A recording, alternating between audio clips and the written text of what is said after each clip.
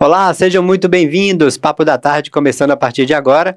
E o tema do nosso bate-papo hoje é sobre segurança pública. E para falar sobre esse tema, nosso convidado é o advogado Tadeu Nogueira, que é especialista em segurança pública. Tadeu, seja muito bem-vindo ao Papo da Tarde. Boa tarde, Jairo. Boa tarde aos seus telespectadores, internautas, né? Eu agradeço, Jairo, agradeço a Deus por tudo e pelo seu convite para trazer um tema tão importante, lembrando que ao final aqui do nosso bate-papo, vamos dar algumas dicas muito importantes de segurança, e é um tema que realmente está na boca do povo, é de muita importância, todos querem saber de alguma coisa, todos opinam, mas é muito importante a gente estar trazendo alguma coisa aqui para esclarecimento, e a gente fica muito agradecido pela relevância do teu programa. E olha só, Tadeu, eu estou impressionado com o currículo desse cara, gente. Eu vou só dar um resuminho para vocês aqui, do que é o currículo desse cara. Olha só, nascido em Serra Talhada, no estado de Pernambuco. Aliás, o estado de Pernambuco, um beijo para todo o estado de Pernambuco. Tive o prazer de conhecer Recife em 2016, me encantei pela cidade, pelo estado de Pernambuco todo, e um dia eu vou conhecer Serra Talhada, hein? Convidado, Jair. E olha só, Tadeu é casado com a Cícera, que está aqui também acompanhando o Tadeu no estúdio com a gente. Um beijo, Cícera, muito obrigado por você estar aqui hoje com a gente. É pai de 4 filhas. E o Tadeu, ele veio para Cotia em 1991 e em 93 se mudou para Vargem Grande Paulista, onde mora atualmente. Sempre trabalhou na área da segurança patrimonial e em 2003 prestou concurso e compôs a primeira turma da Guarda Municipal de Vargem Grande Paulista, sendo o primeiro inspetor da GCM. Olha só que interessante, hein? É pós-graduado em Gestão de Segurança Pública pela Universidade do Sul de Santa Catarina, pós-graduado em Segurança Pública com Direitos Humanos pela Uniso de Sorocaba, aqui vizinha da gente, cidade vizinha, onde também fez extensão universitária em Meio Ambiente. Na Universidade Federal de Santa Catarina, Tadeu fez uma extensão universitária contra o uso indevido de drogas. Fez também o curso de combate ao uso indevido de entorpecentes pelo DENARC, armeiro pela Taurus de Porto Alegre, olha só. É técnico de trânsito formado pelo Detran de São Paulo, foi professor tutor do Ministério da Justiça, instrutor de tiro pela Polícia ou Política do Exército? Polícia mesmo, Polícia do Exército, foi professor e coordenador da 2ª turma de formação da GCM em Vargem Grande Paulista e, como eu já falei, é graduado em Direito e especialista em Segurança Pública. Tadeu Nogueira acredita na diversidade de conhecimento e pluralidade de ideias para a formação de uma sociedade cada vez melhor, democrática e segura. Rapaz, que currículo, hein, Tadeu? Ô, Jairo, a intenção é a busca do conhecimento, né?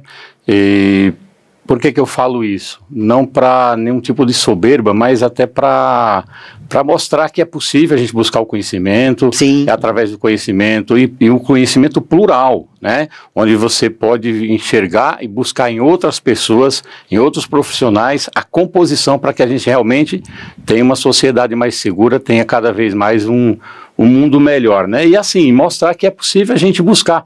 Tem áreas aí que fazem mais de 10 anos que eu não atuo, mas se tiver a necessidade, hoje, por exemplo, na área de meio ambiente, se tiver a necessidade, eu consigo estar atuando lá. Então, o conhecimento, ele não ocupa espaço, uma hora ou outra a gente pode precisar e é bom ter.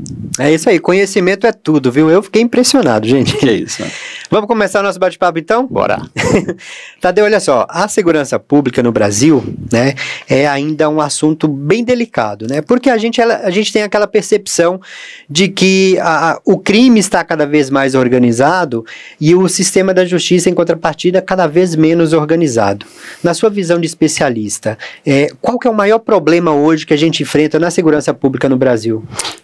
Primeiro, parabéns pela tua pergunta, uma pergunta muito pertinente, uma pergunta inteligente e que realmente é tema de acalorar os debates, de tudo isso, né? E você usou uma palavra aí, Jairo, que eu vou, inclusive, me ater a essa palavra da tua pergunta, que é a percepção. Nós também podemos falar da questão de sensação. Ótimo. Eu vou te perguntar uma coisa agora, nesse momento. Nós estamos aqui num estúdio, numa gravação, num bate-papo. É muito bom, até diga-se de passagem, eu tenho essa tranquilidade, você é meu amigo, é uma pessoa que eu tenho assim, um carinho, uma admiração muito grande pelo profissional que você é, o ser humano que você é. E isso, Jairo, me remete a uma pergunta aqui, nesse momento que nós estamos aqui Você, nesse momento, qual é a tua percepção? Você está se sentindo seguro agora, nesse momento? Olha, agora, neste momento, aqui dentro do estúdio, eu estou me sentindo seguro. Mas a sensação de andar na rua já me deixa um pouco inseguro. Perfeito. Por que eu te faço essa pergunta? Realmente é provocativa, né? Porque, assim, existe a percepção da rua, existe a percepção da mídia, do qual sou entusiasta, eu gosto muito da mídia, o jornalismo, mas tem um jornalismo, quando ele é um pouco exagerado, muito sensacionalista. O que é, Tadeu, um jornalismo sensacionalista? Por exemplo, a notícia tem que ser dada. O povo tem que saber o que está acontecendo. Porém, quando você pega uma notícia que, inclusive, envolve uma vítima, e você começa a bater naquela notícia, por exemplo, por 2 horas seguidas, se eu ficar assistindo aquilo por 2 horas seguidas, eu acho que eu já vou ser a próxima vítima. Sim. Então você acaba criando uma sensação, porque a segurança, na verdade, lógico, os números existem, mas a segurança, na verdade, é uma sensação. E você falou de questão dos delinquentes se organizarem e tal, mas veja bem, tudo que é feito às margens da lei precisa fazer-se às escondidas, faz com temor de ser preso, e se o Estado alcançar e pegar, vai ser preso.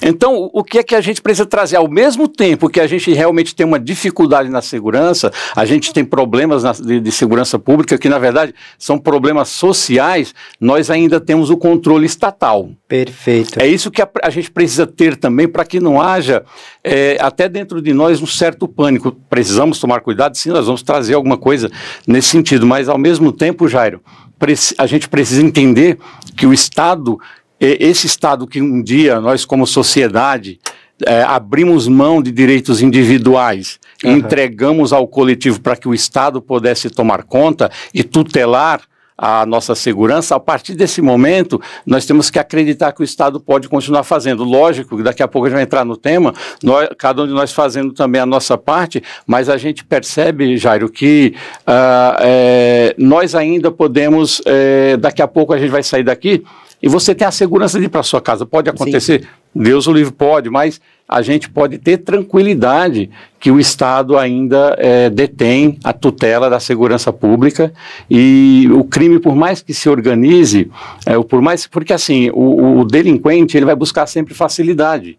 Né? Ele vai sempre buscar alguma coisa que possa facilitar, que ninguém quer fazer muito esforço, essa é que é a verdade. Então, se o Estado está presente, o Estado, ele se apresenta, e assim, existe 2 tipos de segurança, né? Que é a preventiva e a repressiva. Olha.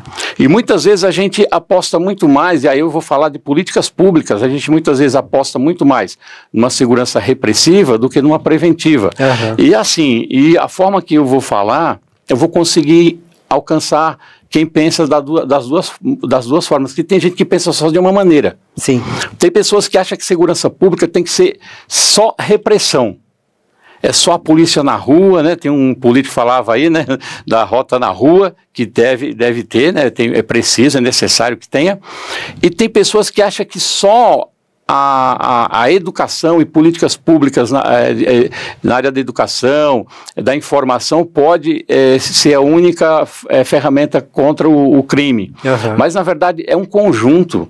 Você precisa criar um contexto social onde as pessoas tornem-se cada vez mais cidadãos cumpridores dos seus direitos, dos seus deveres, né? Porque muitas vezes a pessoa só quer ter direito, mas tem os deveres sociais que temos que cumprir, mas, ao mesmo tempo, a gente precisa também criar políticas repressivas de segurança. Por quê?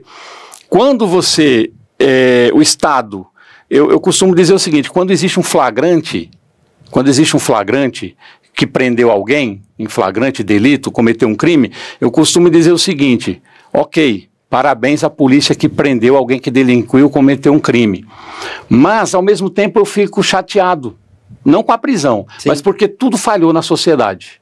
Falhou a família, falhou a sociedade, falhou a escola, e essa pessoa delinquiu. Sim. Então, tudo aquilo que foi possível criar anteriormente acabou falhando e aí acabou acontecendo ali o crime. E aí, sim, nós precisamos, só para fechar aqui, nós precisamos do quê? De políticas públicas que atendam, políticas públicas que transformem cada vez mais o cidadão pelo conhecimento em cidadão de bem na sociedade, mas para aqueles que já são delinquentes, aqueles que já estão agindo às margens da lei, aqueles que estão agindo cometendo crime na sociedade, aí sim precisa entrar a repressão e precisa ter a prisão, porque senão você vai ter essa sensação de que o crime compensa. E eu vou falar aqui para você, Jairo, como advogado, a gente atua, vê muitas situações, eu vou dizer, o crime não compensa.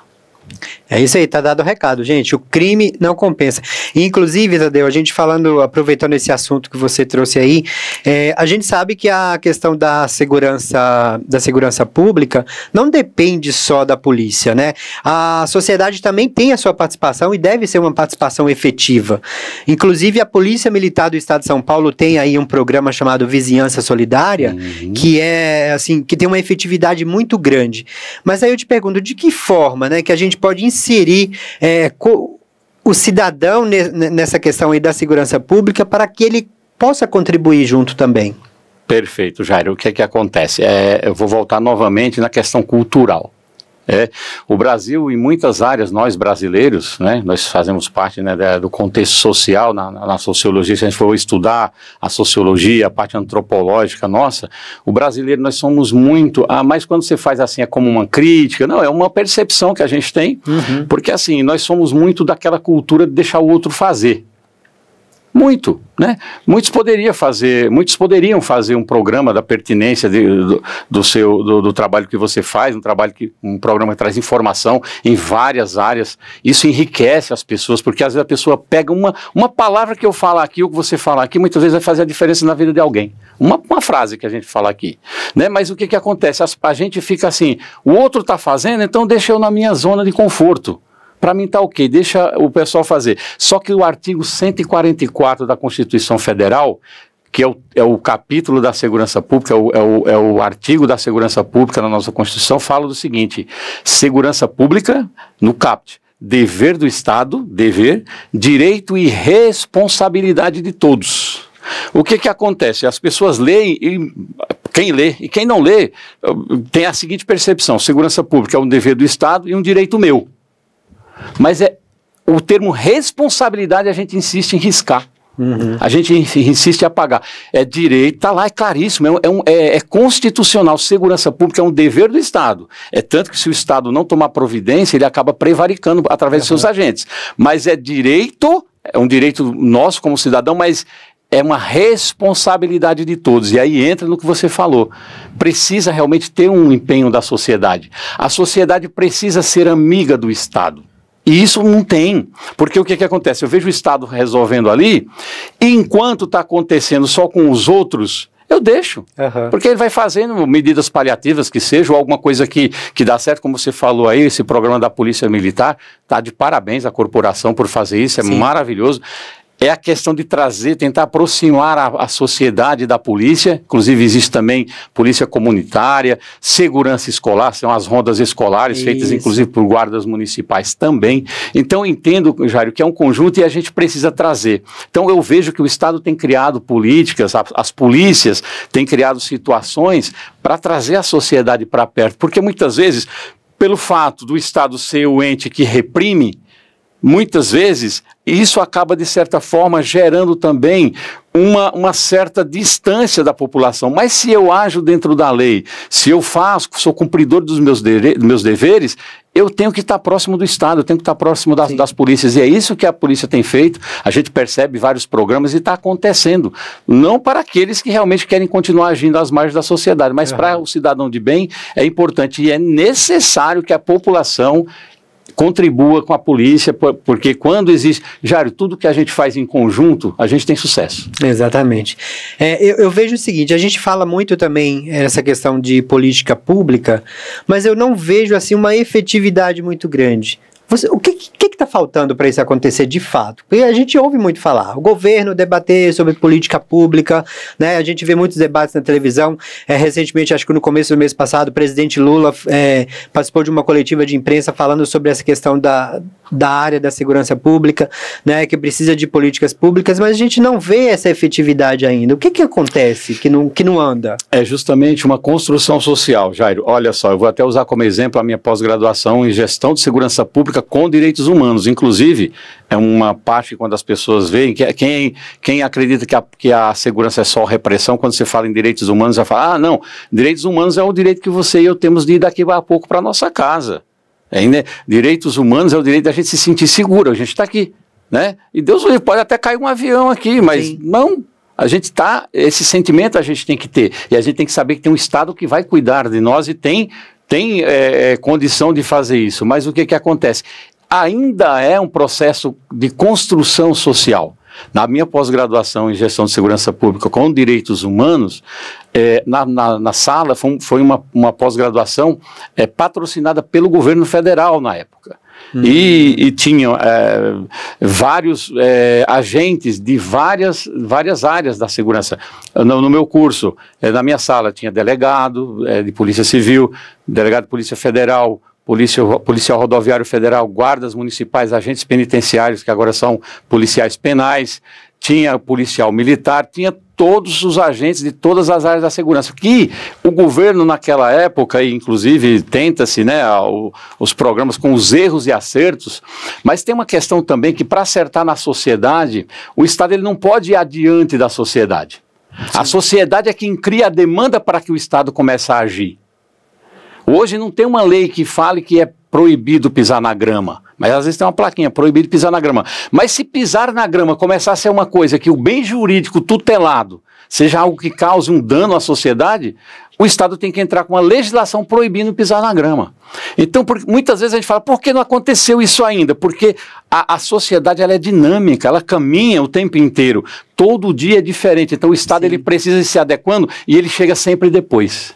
Então, existe uma construção social, Jairo. É essa construção que demora. Ela demora. Mas muitas sementes que nós plantamos hoje, muitas vezes nossos netos que vão colher. Mas não é por isso que nós vamos desistir. Vamos continuar fazendo e buscando realmente trazer esse sentimento. E é um sentimento. É um sentimento, a sociedade precisa olhar e realmente falar, eu faço parte disso. Exatamente. A segurança, a vizinhança segura, solidária. Sim. O vizinho está se metendo na casa do outro para ir para... Porque vizinho é bom para olhar as coisas do, né? Poxa, o meu vizinho comprou um carro novo, olha não sei o quê. Então por que não olhar se tem um movimento estranho? Puxa, meu vizinho viajou. Sim. Ninguém é melhor para saber se o vizinho... Vou te dizer que funciona muito bem, viu? Tem um bairro em Vargem Grande Paulista, eu não me recordo agora o nome do bairro, mas eu tive conversando na época com alguns moradores, eles têm esse papel de vizinhança solidária e passa um carro diferente, fica um carro parado ali, eles têm um grupo de WhatsApp, já mandam no grupo de WhatsApp foto do carro, placa, e já dão aquele alerta ali para ficarem, né, de olho ali naquele carro que está parado ali, fazendo aquela movimentação ali no bairro. Perfeito. Agora eu quero falar de uma outra coisa também que eu vejo que tem uma efetividade muito grande, que são os CONSEGs, né, que é os Conselhos de Segurança. Só que eu percebo também que a maioria desses conselhos, ele é composto, né, a gente sabe que ele é composto pelo poder público e também tem a parte da sociedade civil. E a gente vê pouca participação da sociedade civil. Como trazer esse público para mais perto dos conselhos de segurança nos municípios, Tadeu? Jairo, novamente aquela questão da cultura de plateia. Pode até anotar, é um grifo meu aí, tá? Cultura de plateia. Eu sei disso, cultura de plateia. O que é a cultura de plateia, Jairo? A cultura de plateia é que é o seguinte, eu estou sentado aqui assistindo o show. Alguém está fazendo o show lá. Se o show for bom e der tudo certo, eu vou aplaudir. Se der errado, eu vou jogar tomate. Mas dificilmente eu vou querer subir no palco, mas o show, todos nós temos que fazer parte desse show. É o show da vida humana, da sociedade, da convivência em sociedade. E você falou com toda a propriedade, o pessoal, o programa é extraordinário. Sim. Por quê? mais uma vez, o Estado tentando trazer a sociedade civil para perto. É tanto que tem membros, Guarda Municipal, Polícia Civil, Polícia Militar, membros de órgãos públicos, né? E representantes da sociedade civil, inclusive como membros. Isso. Mas não precisa... o que é que acontece? Eu estou olhando aqui e falo, está dando certo, o Jairo está cuidando.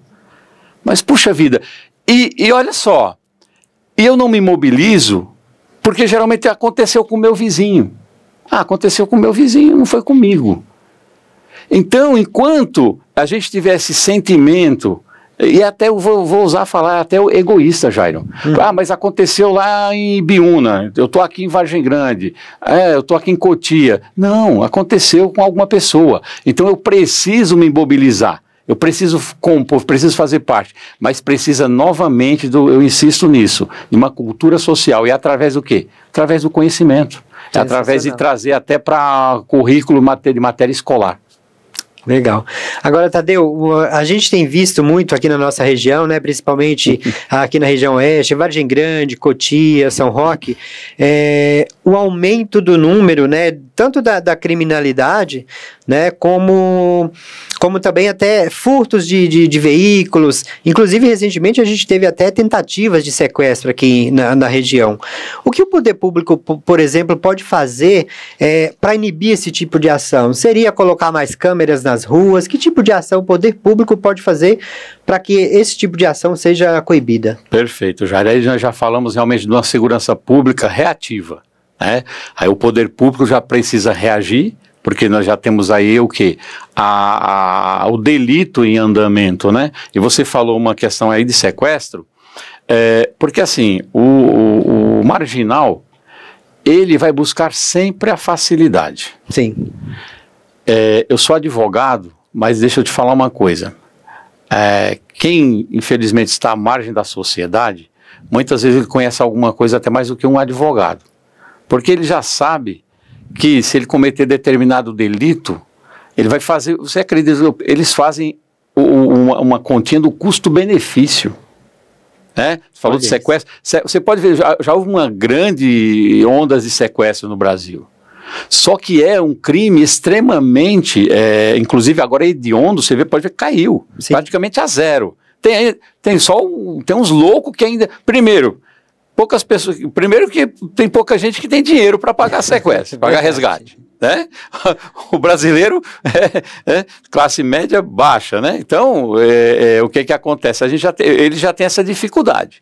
Segundo, a logística, né? Fazer um aspas aqui, a logística de um sequestro é extremamente complexa, porque por mais que um cativeiro seja um lugar isolado, largado, mas o que acontece? Tem um ser humano que você está ali. Né? E por mais que uma pessoa seja mal, seja ruim, ela está se relacionando com uma pessoa, ela vai ver uma situação, tanto que eu fiz, que eu não coloquei aí, eu fiz gerenciamento de crise, né? E o gerenciamento de crise, fala o seguinte, quando existe um sequestrador, chega 30 minutos que ele está ali no sequestro, por isso que é importante que passe esses 30 minutos, ali sem a polícia ter um enfrentamento direto, para que não haja a perda da vida de alguém, salvo as exceções, tem também a motivação desse criminoso, porque o que acontece? Em 30 minutos acontece um negócio chamado síndrome de Estocolmo, que é um relacionamento pessoal. A gente está conversando aqui há poucos minutos, se a gente não se conhecesse, começaria a ter isso, porque é natural do ser humano. Sim. Então o sequestrador daqui a pouco ele já não vai ter aquele desejo de matar a pessoa se era isso, fica sabendo do nome, vai quebrando alguma coisa nesse sentido. Então, sem contar que é um crime hediondo, então não vale a pena. Na verdade, o crime não vale a pena de forma nenhuma, mas você pode ver que caiu. Por quê? Porque o Estado entrou, tornou hediondo. É uma coisa que não é tão interessante, e assim, o delinquente vai olhar onde é que é melhor conseguir um dinheiro. Eles estão atrás de quê? Alguma coisa que move. Todo ser humano está atrás de alguma coisa. Você acha que a facilidade, por exemplo, hoje a gente tem essa questão do Pix, né? Que eu ia entrar nisso. Fácil. Então você acha que isso ajudou também a mostrar esses números aí que cresceram? E automaticamente o crime migra. Migra de lugar, e migra também de modus operandi. né? Começou a assaltar em determinada cidade. Por quê? Com certeza tem câmera na cidade vizinha, tem na cidade vizinha. E na cidade que não tem, onde é que ele vai? Vai lá. Sim. E e a gente está tendo muito crime cibernético. Sim, golpes. Jairo, o pessoal está ligando hoje, o pessoal hoje está fazendo empréstimo, vou até passar aqui para o pessoal faz empréstimo no teu nome, ele tem teus dados, já é simples, é fácil. Sim. O pessoal, como você falou, se organiza, né? Eles pegam teus dados, entram no banco, fazem um empréstimo em teu nome, lógico que o Pix, o valor daquele empréstimo, vai cair na tua conta. Eles ligam na hora para você, falam, olha, cai um Pix na tua conta, um dinheiro que eu ia fazer para uma outra pessoa, porque o banco é obrigado a depositar no teu nome, sim, né, na tua conta. Vai cair na tua conta, só que você não pediu emprestado, então você vai olhar e falar, caramba, caiu 10 mil reais aqui na minha conta, puxa vida, coitado do seu fulano que mandou errado, ou pelo amor de Deus, aí você, boa gente, você pega, entra no teu aplicativo e faz a transferência para a pessoa que ele indicou, dizendo ele que essa seria a pessoa, o destinatário correto. Só que você ficou com a dívida, vai pagar as parcelas do empréstimo que ele fez no seu lugar. Verdade. Então, são inúmeros, porque o delinquente ele vai sempre buscando alguma facilidade. Sim. Ele vai querer facilidade. Então, ele faz isso, imagina fazer isso 20 pessoas que tentou, não deu certo, mas uma deu certo. Sim. Ele vai fazendo a conta, então fica mais fácil fazer isso do que ir para a rua tentar. Você vê, saques em caixas eletrônicos. O Estado entrou com um procedimento, explosão, né, arrombamento de caixa eletrônico, começou a colocar a tinta. O que aconteceu? O dinheiro manchado passou a não ter validade no mercado. Sim. Diminuiu bastante, e sem contar que diminuiu a quantidade, eles colocam tudo, só a quantia para aquele dia mesmo, ou seja, a logística que eles vão ter que arrumar para fazer aquilo, o valor que eles vão conseguir, se não vier manchado, não vale a pena. Então vai buscar outras possibilidades. Então tá bacana lá no bairro, na cidade vizinha, não tem câmera, o negócio lá tá meio, né, mais tranquilo, então eu vou lá, vou fazer o assalto lá, né? E aí a gente vai entrar depois no final, dar umas dicas justamente nessa questão aí para o pessoal ter uma agilidade aí, não ser vítima. Agora eu vou entrar numa questão que talvez mexe um pouco aí com o seu lado de advogado, seu lado advocatício. Porque o que acontece? A gente vê o seguinte, a polícia, né, vai lá e prende o criminoso. Na maioria das vezes até está ali arriscando a sua própria vida, né, para proteger outras pessoas e prender esses criminosos. Daí vem a justiça e solta. Na sua visão, isso influencia na questão da segurança pública? Como resolver esse tipo de situação? Pergunta, você tem umas perguntas, isso aqui daria um debate já, inclusive sugiro uma oportunidade de trazer... É um tema delicado também, mas eu quis provocar justamente isso. Bem, você tá, que bom que você é meu amigo, viu? Jairo, o judiciário brasileiro, ele é um judiciário que já melhorou bastante, hoje o processo é eletrônico, né? Já foi físico. Mais dinâmico. Sim, o advogado, antes ele precisava fazer uma simples petição, ou, né, fazer uma resposta à acusação, no caso, falando de uma situação nesse sentido, ele tinha que ir lá, o pessoal até fala, colocar um umbigo no balcão ali, compulsar os autos físicos, às vezes precisava fazer carga, levar para casa. Hoje você tem praticamente 100%, dependendo da época para cá, já praticamente tudo digitalizado. E todos que são abertos a partir daí, eles são digitalizados. Então, mas tem um volume muito grande no sistema judiciário brasileiro, de processos, né, de todas as áreas, que a gente entra, inclusive, na área que muitas pessoas, que é cultural também, muitas pessoas elas procuram um advogado, elas têm uma situação bem simples. Uhum. Às vezes é uma coisa que você e eu conversando a gente resolveria. Mas a gente tem uma questão cultural também, Jairo. Qual é a questão cultural? Quando a gente era pequeno, quem tem irmão e brigava os dois irmãos pequenos ali, um geralmente tinha razão naquilo lá. Mas quem fosse ali falar com a mãe e falasse a versão dele, a mãe poderia às vezes dar razão até àquele que estava errado. Sim. Então a mãe já ouvia as duas partes ali, dois advogados, acusação e defesa, ou Ministério Público e Defesa. as duas partes, e a mãe geralmente ia dar a punição ou o bem para algum deles. Então a gente cresceu com isso, porque existe um negócio chamado na mediação, eu também fiz mediação e conciliação e arbitragem, né, que é um curso na área do direito muito interessante. Estou falando que o currículo dele é extenso. Esse é bem legal, por quê? Porque o ser humano parte do princípio que nós temos um empoderamento. Qual é o empoderamento? Jairo, você e eu geramos uma lead. Nós somos empoderados o suficiente para a gente sanar isso. Sim. Mas o que acontece? A gente vai para a escola, aí acontece a mesma coisa. Eu tenho a minha dificuldade, a gente entra numa situação, a gente leva para a direção, para a direção vir e agir na nossa situação. Quando alcançamos a maioridade, estamos exercendo nossos direitos civis, nós acabamos tendo os nossos confrontos e conflitos com o nosso semelhante na sociedade. Sim. E aí o que acontece? A gente elege um terceiro alheio ao nosso problema para dar razão para um de nós dois.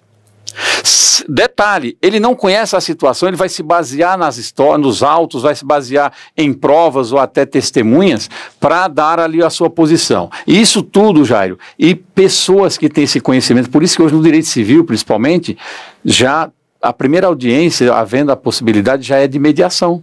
Porque se as pessoas fizerem ali a composição, nem vai para frente ali, já resolve ali, aí o juiz, em vez de sentenciar, ele vai homologar, uma sentença de homologação e não um processo de conhecimento. Então, ajuda demais, mas a gente vai chegar aqui na tua pergunta. E o que acontece?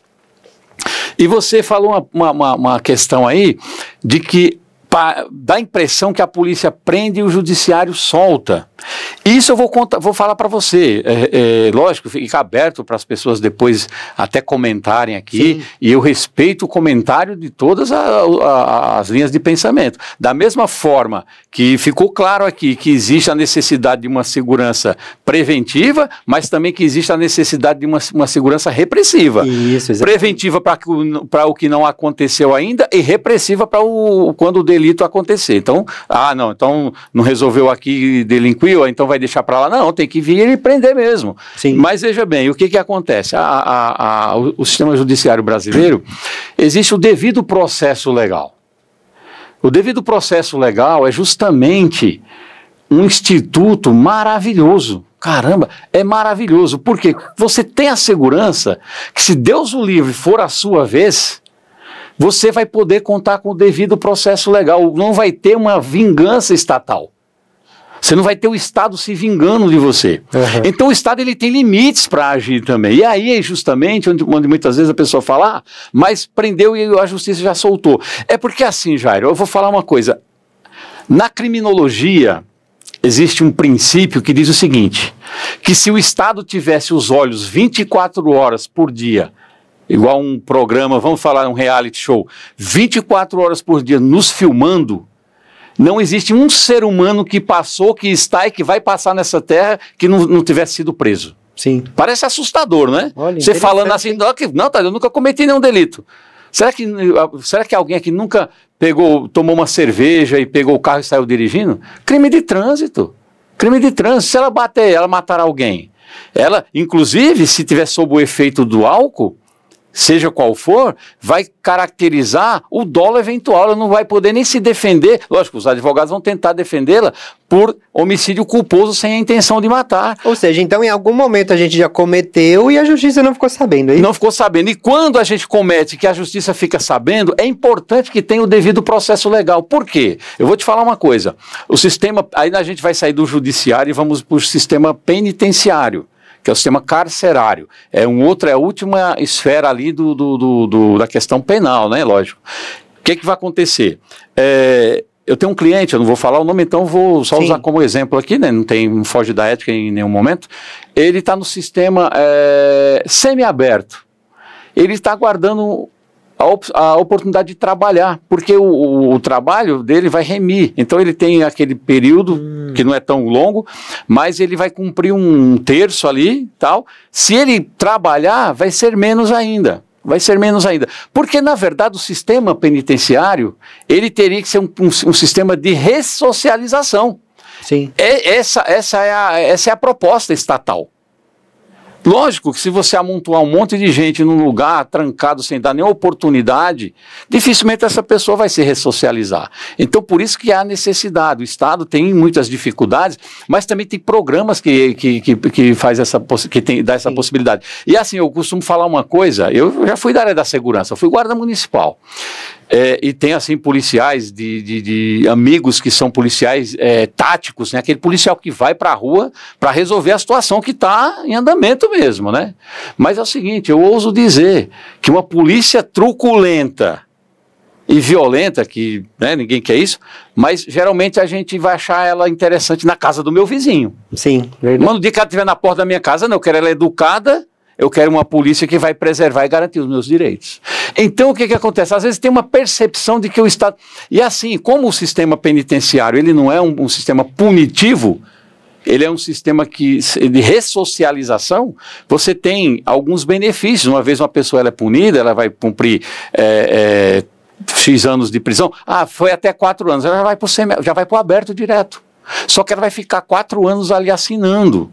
Se ela tiver algum problema, ela vai ser reclusa. Então, é justamente para dar essa opção. Por isso dá a sensação de que ainda precisa de ajustes, mas não é tão ruim não, tá? Vamos... Eu acho que você vai ter que voltar aqui novamente, porque tem muito assunto e o assunto é muito interessante e já está feito dicas tem dicas já. Eu, inclusive, sugiro com um debate com alguém que pensa diferente também, é legal. Exatamente, já vamos pensar nisso daí, trazer uma outra pessoa aqui para a gente debater. Falando agora sobre uma outra atuação que você já teve também, que foi na Guarda Municipal, né? A gente tem aquela ideia de que o guarda municipal ele é apenas para proteger o patrimônio público. E não vai muito mais além disso, né, Tadeu? Você tocou num assunto, Jairo, que é debate, é discussão, e eu, como fui guarda municipal, a minha monografia na especialização em segurança pública com direitos humanos foi com o seguinte tema: a identidade funcional das guardas municipais como operadoras de segurança pública. Eu pesquisei, né, trouxe o tema, fui fazer a pesquisa, problematizei naqueles formatos da monografia, investiguei, né, desde a polícia da Guarda Municipal de Recife, uma das mais antigas do Brasil, com mais de 100 anos, a Piracicaba, e à época, eu lembro que a guarda mais recente aqui em São Paulo, acho que era a guarda de Carapicuíba, e eu estudei todas as guardas municipais buscando justamente a identidade da Guarda Municipal como operadora de segurança pública, e ao final eu fiquei chocado, era guarda, e eu fiquei chateado, porque não tinha identidade. Olha. Como, Tadeu, não tinha identidade. Por que não tem identidade? A Polícia Militar tem identidade? Tem. A Polícia Civil tem identidade? Tem. Porque o policial militar no Rio de Janeiro, ele tem a mesma característica do policial militar em São Paulo, o plano de carreira, a forma de trabalho. Só que é o seguinte, o guarda municipal do Rio de Janeiro, ele não usa arma, o guarda municipal de determinada cidade, ele é de trânsito, o guarda municipal de determinada cidade, ele tem forças táticas de viaturas que vão combater o delito na rua. Então, cada município faz mais ou menos do seu jeito. Mais um problema que nós temos no artigo 144 da Constituição, que é quando fala ali do capítulo da segurança pública e remete os guardas municipais, ao invés de seguir com os incisos, joga a Guarda Municipal no parágrafo 8º, que diz o seguinte: os municípios poderão criar guardas municipais para proteger bens, serviços e instalações. Mas já criaram várias leis para proteger o guarda, para dar mais autonomia. Nós esbarramos novamente, é uma coxa de retalho, não adianta criar uma coxa de retalho. Tem que fazer uma emenda no artigo 144 da Constituição, dando um segmento. Mas é isso, se a pessoa chega noutra situação, que eu vejo pessoas à frente dessas corporações, oriundas de outras instituições de segurança, e que entram lá, saem de lá e não entendem isso, não sabem o que está falando em relação. Não estou falando da efetividade de trabalho, sim, cada um com seu trabalho muito bem feito ali, né, com seus méritos, mas existe uma coisa que os guardas até hoje têm essa incógnita, tem essa discussão. Guarda municipal tem poder de polícia? O pessoal confunde poder de polícia com atribuição funcional. Importante isso. Gente, poder de polícia e atribuição funcional são coisas distintas. O poder de polícia é o poder do Estado, que o Estado confere a seu ente. Um fiscal de feira que chega na feira e tá lá o cara com a barraquinha, ele fala, tira a sua barraca. Ele fala, não tiro. Fala, eu vou te multar. e ele tira, que poder foi esse que eles usam? Eles usam um poder coercitivo, um poder de polícia administrativo. E ele tirou, o poder de polícia é do Estado. Agora, atribuição funcional é o seguinte, eu vou usar como exemplo, a polícia militar, ela não é a polícia judiciária, ela não é, digamos assim, a dona do inquérito policial civil. Porque existe a polícia judiciária, que é a polícia civil, que faz isso. Mas por que a polícia militar não é detentora do inquérito judicial, melhor dizendo? Ela não é polícia? É polícia, mas a atribuição dela é diferente. Então, a polícia militar tem uma atribuição, a polícia civil tem uma atribuição e a guarda municipal tem outra atribuição. Ah, legal. Então aí onde está a questão que o pessoal acaba não entendendo. Então e a Guarda Municipal tem um papel fundamental nos municípios, fundamental, né? Para ajudar a população, com certeza. Exatamente. Tadeu, pra gente encerrar, que o tempo passa super rápido, geralmente a gente fala, né, televisão, o tempo passa rápido, e passa mesmo. A gente tem assunto aqui pra ficar a tarde inteira, mas o pessoal da produção aqui já tá levantando a plaquinha aqui, ó, já tá mostrando o tempo. Beleza. Ó, pra gente encerrar, eu gostaria que você deixasse aí para quem está assistindo a gente agora algumas dicas, né, de segurança, principalmente agora, fim de ano, né, que é onde mais acontecem aí os atos criminosos, onde a segurança fica ainda mais fragilizada, justamente por conta das festas de fim de ano, né? Muitas pessoas nas ruas, então gostaria que você deixasse aí algumas dicas para quem está assistindo a gente. Muito bom, Jário. Então, pessoal, muita coisa, muitas vezes a gente provoca, quando fala provocar, não é que dá o direito de ninguém vir tomar nada nosso, porque a gente tem direito à segurança. Porém, sabemos que a gente deve evitar determinados lugares, sabemos que devemos evitar determinados horários. Eu vou usar um termo, um exemplo aqui clássico no trânsito, né? Porque todos nós somos sujeitos ao trânsito, paramos atrás dos carros no farol, no próprio engarrafamento. O pessoal para colado no outro, dá uma distanciazinha, só o fato de você dar uma distanciazinha do carro da frente e manter o teu vidro fechado e trancado, você já evita muita coisa. Por quê? Evita alguém chegar com a arma e me assaltar? Não, porque um carro não tem segurança nenhuma contra uma arma, se não for um carro blindado. Porém, você diminui a possibilidade, você tira a probabilidade daquele cara que vai bater o teu celular. Só o fato de você manter o vidro fechado, a porta trancada, e por que o carro um pouquinho afastado? Porque eu insisto nisso, o delinquente ele sempre vai buscar a facilidade. Se ele vê que é um carro que está afastado um pouquinho e tem condição de fazer uma manobra para a direita ou para a esquerda, o teu carro pode ser ameaçador para ele também. Então essa é uma dica que eu sempre dou para a pessoa, tá no trânsito, deixa um pouquinho, até se você precisar fazer uma manobra ali evasiva, você vai conseguir fazer. Final de ano, o Jair falou de uma coisa interessante, muita gente na rua, muitas pessoas fazem compra, uma coisa parece boba, mas antigamente as pessoas faziam isso, compravam uma televisão de 80 polegadas, colocavam a caixa lá na frente para o pessoal recolher aquela caixa lá inteirinha. A pessoa passa e fala, caramba, tem uma TV de 80 polegadas aqui. Você já denunciou o que é que você tem em casa. Lógico que não dá o direito de ninguém invadir a tua casa, mas evita provocar no outro o sentimento de querer alguma coisa que é teu, né? Porque, infelizmente, a gente sabe que as pessoas elas não medem esforços para fazer isso. Cuidado principalmente, pessoal, hoje o crime vai migrando, vai mudando o modus operandi. Hoje a gente tem muita questão do celular, hoje a gente tem muita questão dos golpes de internet. Fica atento, ninguém dá nada para ninguém. Eu estou te vendendo um carro de 50 mil, estou te vendendo por 30. Tá errado, tem problema. Olha, caiu um dinheiro na tua conta, não sei o quê, ninguém dá. Parte da seguinte princípio, ninguém dá nada para ninguém. Então, guarde essas dicas, fica seguro e Deus abençoe a todos. É isso aí, gente, que dicas maravilhosas aí para vocês aqui, passadas pelo nosso amigo Tadeu. Sigam essas dicas que eu tenho certeza que vai ajudar bastante aí na sua segurança, tá bom? Tadeu, eu quero mais uma vez agradecer a sua presença aqui no Papo da Tarde. Esse é o último programa da última temporada e eu quis pensar numa pessoa especial, numa pessoa que abrilhantasse ainda mais essa temporada aqui pra gente encerrar com chave de ouro, e não poderia ser outra pessoa a não ser você. E aqui no nosso programa a gente sempre costuma presentear o nosso convidado com alguma coisa. E hoje, para presentear você, aquilo que o advogado mais usa, né? Para os seus despachos, para os seus processos lá, É simples, mas é de coração aqui, de todos nós do Papo da Tarde, tá bom? E muito obrigado mais uma vez pela sua presença aqui com a gente hoje. Jairo, a honra foi minha. Assim, uma alegria, fiquei muito à vontade de conversar contigo, o teu programa, pela relevância, pelo tema que você trouxe, fico à disposição para a gente falar de outras questões também. Sim. Na área do direito, especificamente, a gente pode estar vindo aqui conversar também, estou à tua disposição, justamente pela pessoa que você é, o profissional que você é, a seriedade da forma que você trata os teus telespectadores, é telespectadores mesmo que fala, né? Isso, internautas, né? Que agora todos, né? Mas assim, Jairo, pelo teu trabalho, parabéns, Deus abençoe. Obrigado. Muita sabedoria, e conta conosco, tá bom, meu amigo? Que Deus abençoe. Obrigado, viu, Tadeu? Deus abençoe você também. E a você de casa, muito obrigado pela sua companhia e audiência, e a gente se vê no próximo programa, na próxima temporada do Papo da Tarde. Até lá!